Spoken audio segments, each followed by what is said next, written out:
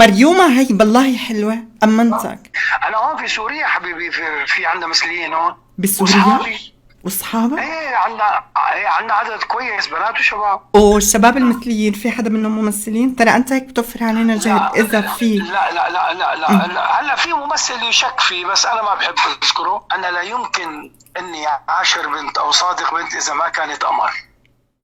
من يومين ثلاثة انتشرت يمكن فضيحة على الفنان السوري القدير أحمد رافع عم يحكي مع مين؟ مع مريومة، وبعدها طلع الفنان القدير أحمد رافع بالتلفزيون وقال والله يا شباب هذا الغباء الصناعي اللي عمل هيك، أنا مالي علاقة. عنه جيب ولد صغير إيش بيقول لك؟ بيقول لك لا يا معلم والله باين حقيقي، إيش نضحك على بعض. أنا رح أتصل بأحمد رافع ونشوف هل قصة مريومة صح ولا لا، وهل رح نقدر نخليه يحكي شغلات تانية.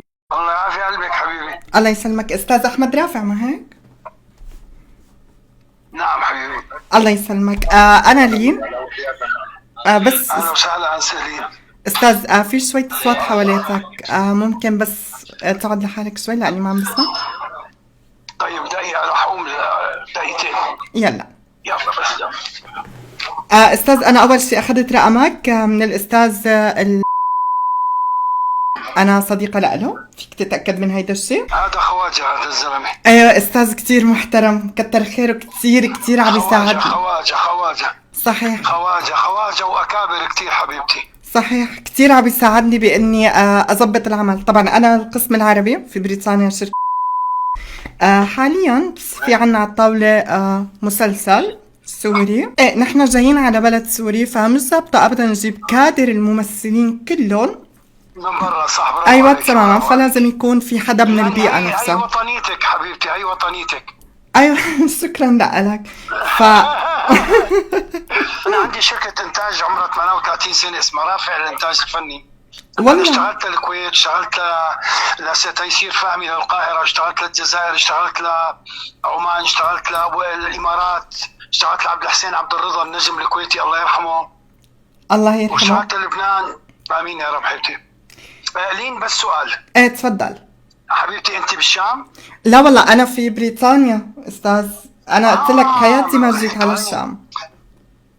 طيب حبيبتي، انت مو لازم تيجي على الشام يا انسلين. والله ليك القصة صارت تقريبا بحدود شي شهرين تقريبا وقت وصلت مع عرفت كيف؟ فلسه نحن ما بنشتغل فورا، نحن بننسق اول. طبعا لانه معروفين الدم بارد الانجليز. اخذتوا منهم يعني. وانا بالنسبه لي انت كمان بدك مدير علاقات عامه بسوريا كمان. انا بالنسبه لي سيد من عمل مدير علاقات عامه. انا مسلسل نزار خباني جبت دبابات وحركت الدنيا، صعب حدا يحركها. يعني اللي بيشتغلوا احمد رافع بسوريا كله، وانا مسؤول عن كلامي قدام الانسلين. سوري انا سمعت دبابات، انت فيك تأمن هيدا الشيء؟ طبعا دبابات حقيقية مش مونتاج. ايه حقيقية. استاذ احمد مسلسل سوري، اذا انت عم تحكي جد فانت حتوفر علينا مجهود ومصاري بشكل فظيع. ايه بس كله بتعرف يعني، كله بثمنه. طبعا لا طبعا انت حتوفر علينا. مثلا دبابة وحدة كم بتكلف تقريبا؟ هلا نحن سابقا ما كانوا ياخذوا مننا مصاري، بعد الحرب صاروا ياخذوا مصاري. قديش تقريبا؟ بعمل لك برنامج، انا بعمل لك برنامج، بس تبعتي لي السكريبت انه انت كم دبابه بدك، كم مدفع الدبابه تقريبا الدبابه الوحده. ما بقدر هلا حتى ارجع اقعد معهم للجنه الضباط، من لواء لعميد لعقيد بيطلعوا شي 7 ضباط. اوكي. بدك تقولي لي كم دبابه بدك، كم مدفع بدك طيران، بدك كذا، كله هذا بعمل لك انا قائمه فيه. تدفع رسميا بالدولار بالبنك. طيب في ايصالات رقميه. حسابات بنكيه سوريه؟ ايه. اوكي. طيب كمان فينا نصور جوا داخل سجون او شيء، او يكون في مساجين او الى اخره، ولا كمان صعب؟ نحن داخل السجون ممكن نعمل، بس بشرط على ما انه يكون في اساءه لدوله سوريا من خلال لا استاذ، نحن عنا هدف انه نطالع هيدا المشهد يعني really كتير حقيقي، حلو كتير. بس في شغله كمان ملول حبيبتي، بدك تبعتي لي السيناريو اول شيء مشان انا اطبعه نسختين وعلى سي دي مشان اقدمه للرقابه اخذ موافقه. ايه طبعا استاذ تصور طبعا. ولا مشهد بدون ما اخذ عرضه باسم عندك مانع؟ انتم ما عندكم شركه وعندك مانع يكون الانتاج باسم المنتج المنفذ رافع للانتاج الفني؟ والله هيدا الشيء بدك تتواصل مع هون من الشركة، أنا فقط مديرة لأني أجيب إلى آخره. بس بسألها ملول، أنت مثل مسؤولة مثل عن شغلك وعملك بالشركة، لازم بدكم يكون في شركة إنتاج في سوريا أنتم تشتغلوا باسمها. أنتم ما عندكم شركة إنتاج بسوريا. صحيح، ما عنا أبدا. لجنة صناعة السينما والتلفزيون ووزارة الإعلام تمنعك تصوري بدون اسم شركة تتبنى يكون منتج منفذ لكم. ثواني أستاذ أحمد، بس خليني أفتح جوجل أشوف اليور فوتو، أشوف إنه لأني لحد هاللحظة طبعا السيناريو سكريبت كله بالإنجليش، فلازم نطبع نحن ب3 نسخات، بنسخة فارسية لأن في ممثلين إيرانيين بده يترجم للعربي طبعا، وبدنا نترجم لك اياها للعربي انت النسخه العربيه، وفي بالانجليش لاستاذ توم كروز او جوني ديب. هون حبيبتي انا بدك هون انا بترجمه بصدقه من ترجمان محلى وما تكرم عيونك. اوكي، عم كتبت اسمك هلا على جوجل احمد رافع بال عين صح؟ اي بالعين على جوجل. وات ذا فاك، سوري استاذ بس I'm so sorry. بحث جوجل كمان حبيبتي خدي راحتك. لا اطلع لي في بحث جوجل احمد رافع مريوم الفيديو المسرب فضيحه. لا يكون هذا الفيديو المسرب الفضيحه اللي نزلوا اياها المعارضه هدول جديد هلا من اول امبارح. فضيحه؟ سوري استاذ، انت مفضوح او عليك مشاكل؟ كلام وافعال اباحيه، فضيحه جنسيه. حبيبي لا احكي لك شغله انسلينا. هدول المعارضه لكونه انا دائما مع بشار الاسد بكل اللقاءات انه انا سيد الوطن هو الدكتور بشار الاسد والى غير هيك ما في، فهدول المعارضه بكرهوا لبشار الاسد، فلذلك جماعه احد الاشخاص طلب مني $10,000 والا بعمل لك فضيحه، لو ما راح ادفع لك واعمل فضيحه اللي بدك اياها ماني سائل. واذا بدك انا كل الدفاعات اللي انا عملتها واللقاءات اللي عملتها وسويتها عندي اياها، بدك ببعث لك اياها تسمعيها. لا مفبرك. استاذ سوري بس انا عم شوف الفيديوز، هيدا شكلك ونفس كلامك نفس صوتك او شيء. هذا مستخدمين الذكاء الصناعي ومركبين الصوت بس وشي. استاذ شو يعني ارخي حالك روحي؟ كلمة ارخي بالعربي ايش؟ صح، ارخي حالك بالعربي صح، ارخي حالك يعني ريحي جسمك. اوكي. استاذ هلا ليك بصراحة أنا كتير بفتخر إني أشتغل مع عالم من ولاد بلدي بصراحة، وأنا كتير حابة نتعاون أنا وياك، لكن بدنا نحاول نلاقي حل جذري لهالقصة. حل جذري لشو حبيبتي؟ حل جذري للفضيحة اللي لا لك الفضيحة. فضيحة شو؟ عفوا أنت عايشة بلندن، أنا قعدت شهر ونص بلندن، أنت عايشة بلندن، هذا تصوير الوجه. شوف ورخي حالك مريومة، ورخي هذا فيلم إباحي على كل جسمك. طب استاذ هلا فينا نحن نساعدك بهيك قصص؟ تفضلي فينا نساعدك. الشاب اللي عمل لك الفضيحة او البنت اللي عملت لك الفضيحة او anything. لا شاب هو اللي حكى معي وطلب مني $10,000. هيدا الشاب موجود بسوريا؟ لا موجود بألمانيا. ألمانيا؟ اوكي ثواني اسجل. شو معلوماته اذا بتعرف؟ هو من ما بعرف شيء عن معلوماته. هلا نحن عم نشتغل على مدار مواقع المنصات والمواقع تبع المعارضه لنشوف انه هذا، لانه هذا حب يرمي فتنه. شوف استاذ نحن شركة كبيرة فينا نحمي الفنانين اللي بيتعاونوا معنا بشكل عام. انت مش اول واحد يعني عنده هيك مشكلة من عنا بالشغل، سوري استفلات، مش اول واحد بيواجه هيك مشاكل. فينا نحن نرفع قضية باسم شركتنا فينا نحن نقاضي، فينا بكبسة زر نتواصل فورا مع محرك جوجل في البحث يمحي أي شيء له علاقة بفضايح كتر لا. خيرك كتر خيرك، معلش عرفت؟ كتر خيرك، بس لانه هدول ناس انتهازيين. لكن استاذ التواصل مع شركة جوجل لازم نقدم لهم القصة كاملة مع بعض الإثباتات. عرفت؟ عشان ينمحى. انت مثلا اذا بتكتب على جوجل فضيحة فلان ممكن يكتبوا لك في اوف عربيك بيكتبوها اوكي ربما تكون بعض النتائج قد تمت ازالتها بموجب قانون حماية البيانات. نحن هون اللي منبلغ لحتى يشيلوا اي نتيجة عن اي فضيحة. فشو قصة الفضيحة حتى اقول لك اذا فينا نساعدك او لا؟ انسلينا هلا هي فضيحة، هي فضيحة إذا هن حاطيني أنا هلا هي مركبة، بس هي فضيحة إنه أنا على أساس عم بحكي مع وحدة صبية أو إن شاء الله تكون شو المهم عم بحكي مع أنثى، أوكي؟ هلا هي فضيحة شو؟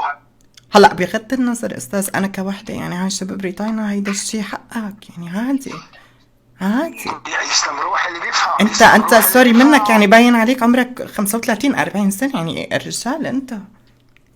لا حبيبتي انا عمري 76 سنه. نعم انا عمري 76 سنه. الله صل على النبي. عفوا وحياتك لولو ورحمه ابني محمد.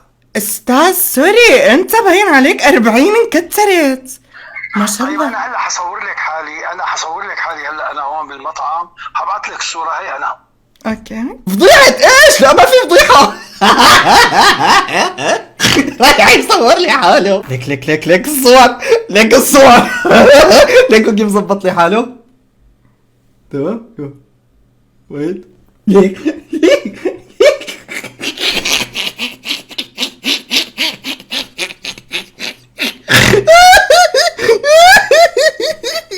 انا هلا اخذت الفيديو حطيته عنا على الكمبيوتر على برنامج ذكاء اصطناعي التشات جي بي تي اذا سمعان فيه، هيدا اقوى برامج الذكاء الاصطناعي. فحلل لي الفيديو والفيديو غير مفبرك بنسبة 100% بصراحة. معلش ممكن معلش. عرفت؟ فانا مش جاي اعمل معك مقابلة او شيء، جايين نحنا فيني انا كلين تشتغل تقدم اعتراض على جوجل محرك البحث وهو يلغي اي شيء، لكن الحكي والسر كله في الايميل اللي رح نكتب لهم اياه. لازم نكون صريحين جدا معهم حتى يشوفوا هن اذا بيشيلوا او لا. فهمت علي استاذ؟ معلش يا انسلين اعتبريها انه ساعة غضب وانسان كفر برب العالمين، اوكي؟ برجع بقول استغفر الله العظيم يا ربي، رب العالمين بيقبله. تمام معناتها انت يعني بشكل عام المكالمة كانت حقيقية 100% مو مشكلة. بس ثواني اجهز الايميل نكتبه. اوكي حضرتك طيب تشرب بشكل عام؟ مو بشكل دائم بس بشرب يعني بشرب ويسكي. ممتاز. بتتعاطى ما بتتعاطى او شيء؟ لا ابدا طيب. ابدا بس ويسكي وارجيلة، ويسكي وارجيلة بس. ألف صحة. سيو بس تجي على بريطانيا وإن شاء الله الفيلم ينجح نجاح باهر ونحتفل سوا. وأنت يا حبيبتي وأنت حبس تجي على سوريا كمان. إن شاء الله أكيد رح أجي مع طاقم العمل. أوكي لا أنت وقت حكيت على الشعب اللبناني أنت قلت إنه جايز إنه شباب مع شباب بنات مع بنات صح؟ أوكي جوجل نحن بندعم هيدا الشيء. عرفت؟ نحن بشكل عام ببريطانيا انت بتعرف نحن ندعم المثليين. هي نقطة لصالحك. عرفت؟ لازم هلا انت حكيت هيدا الشيء من قلبك صح؟ ما بتذكر قلت لك انا ما بعرف اكذب، ما بتذكر. بجوز بحالة انفعالية حكيتها، بجوز ما بعرف. استاذ حالة انفعالية مثل ايش؟ يعني كنت معصب من شيء مثل ما بقولوا حكيتها لما على اساس كانت عم تحكي احدى الصبايا معي، واحدى الصبايا هي نقلتها واعطته يوم. ما بعرف يعني انا مشان بس انا قلب ابيض مثل الثلج يعني انا ما بعرف اكره حدا ولا بعرف شيء لحدا وكل الدنيا الحمد لله. أوكي. انا محب لهم. اوكي استاذ ليك بشكل عام خلينا نقول انت تتضامن مع المثليين. اوكي ايه حبيبتي انا بعتبرها هي حرية شخصية. طبعا حرية شخصية مالنا فيهم نحن يصطفلوا. اه لكن انت ما عندك مشكلة معهم، لأن في ممثلين حيجوا طبعا لا، ما كادر. عندي مشكلة أبدا أبدا، ما عندي مشكلة. أنا هون في سوريا حبيبي، في عندنا مثليين هون بسوريا؟ وأصحابي. وصحابك؟ إيه عندنا عدد كويس بنات وشباب. اوه إي ريلي؟ والله. والدولة بتعرف ولا؟ هلا الدولة هن بعيدين عن الدولة، بعيدين عن الدولة، لأن اوكي. الدولة لحد هلا ما عم بتحاربهم، الدولة ما عم بتحاربهم. اوكي فهمت عليك. هن بس اصحابك في اصحابك من توب الممثلين سكريت، يعني؟ توب سكريت. لا مو ممثلين، عامة الشعب. يعني أنا اكتشفت إنه مثلا صديقة تعرفت علي، عزمتني وعزمتها ورحنا أرجلنا قعدنا، فقالت لي إنه مثلا أبو حميد عرفني على بنت بتحب السكس. قلت له والله أنا ما بقدر أعرض على وحدة، ما بقدر أعرض عليها. أنت إذا بتعرفي تعرفي أوكي، حر، أنت أحرار. وهي صبية بالعمر ولا كم عمرها؟ لا صبية 22 سنة عمرها. اوه ماي جاد. ايه انا في صبية هلا رفيقتي عمرها 19 سنة، سنة أولى جامعة، صديقتي وإنسانة جيدة جدا وبقولوا، وعند أحمد بعد الله. والشباب المثليين في حدا منهم ممثلين؟ ترى انت هيك بتوفر علينا جهد اذا في. لا هلا في ممثل يشك فيه، بس أنا ما بحب أذكره مثل لأنه هي مين؟ توب سكرت، هي خصوصية. لا استاذ ليك. ما بحب نحن أنا اعذريني لولو. طيب سؤال بس، فاذا لولو، فيك تقلي. نعم. أنت مثلية؟ انا فيك كوني تقول. صريحة. بقول لك بشرط بتقلي من هو. لا خذي حريتك، هي حريتك وانا احترمها. هلا بقول لك اذا انا مثلية او لا. يعني انت مخصي ولا كيف؟ ما فهمت. شبه طبعا لما بنقام ببروستات حبيبي ما عاد في مضخة دم حتى تقوم.